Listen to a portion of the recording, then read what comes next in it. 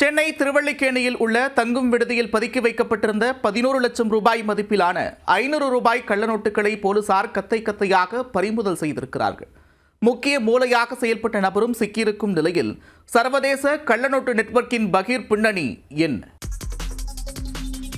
சென்னை திருவல்லிக்கேணி ரசூன்தீன்கான் தெருவில் உள்ள ஒரு விடுதியில் 500 ரூபாய் கள்ள நோட்டுகளை கத்தை கத்தையாக பதுக்கி வைத்திருப்பதாக போலீசாருக்கு ரகசிய தகவல் கிடைத்தது. உடனே களத்தில் இறங்கிய திருவல்லிக்கேணி போலீசார் விடுதியில் திடீர் சோதனை மேற்கொண்டனர். அப்போது அறை ஒன்றில் தங்கியிருந்த திருவல்லிக்கேணியைச் சேர்ந்த சபீக் ரகுமான் என்பவரின் கட்டில் மெத்தைக்கு அடியில் கத்தை கத்தையாக 500 ரூபாய் கள்ள நோட்டுகள் பதுக்கி வைக்கப்பட்டிருந்தது கண்டுபிடிக்கப்பட்டது. அவற்றை பறிமுதல் செய்த போலீசார் சபீக் ரகுமானை காவல் நிலையத்திற்கு அழைத்துச் சென்றனர். பறிமுதல் செய்யப்பட்ட கள்ள நோட்டுகளின் மதிப்பு 11 லட்சம் ரூபாய் என தெரிய வந்துள்ளது. மேலும் அவரிடம் இருந்து 25,000 யூரோ கரன்சியிடம் கைப்பற்றப்பட்டுள்ளன. வெளிநாட்டு கரன்சி சபீக்கிடம் எப்படி வந்தது என்பது குறித்து விசாரணை நடைபெற்று வருகிறது. அவரிடம் இருந்து 2 செல்போன்களை பறிமுதல் செய்த போலீசார் அவற்றை ஆய்வு செய்து வருகிறார்கள்.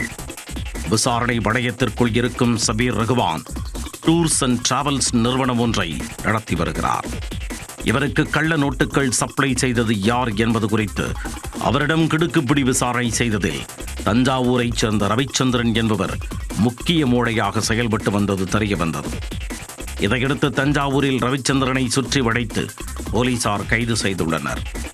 அவரிடம் இருந்து 22,79,000 ரூபாய் மதிப்பிலான உண்மையான 500 ரூபாய் நோட்டுகள் மற்றும் 4 பாஸ்போர்ட்டுகள் பறிமுதல் செய்யப்பட்டன.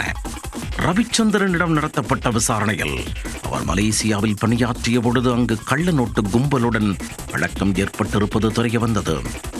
அந்த கும்பலிடமிருந்து கள்ள நோட்டுகளை வாங்கி சென்னையில் புழக்கத்திற்கு விட்டதும் கண்டுபிடிக்கப்பட்டது. இந்த கள்ள நோட்டு கும்பலில் பெண் ஒருவருக்கும் தொடர்பு இருப்பதாக போலீசார் தெரிவிக்கின்றனர். இந்த வழக்கில் சர்வதேச கும்பலுக்கு தொடர்பு இருப்பதால் கைது செய்யப்பட்ட இருவரிடமும் தொடர் விசாரணை நடைபெற்று வருகிறது. இந்த கும்பலுக்கு பின்னால் வேறு யாரெல்லாம் உள்ளனர்? இவர்கள் பண இரட்டிப்பு மோசடி கும்பலுடன் தொடர்புடையவர்களா?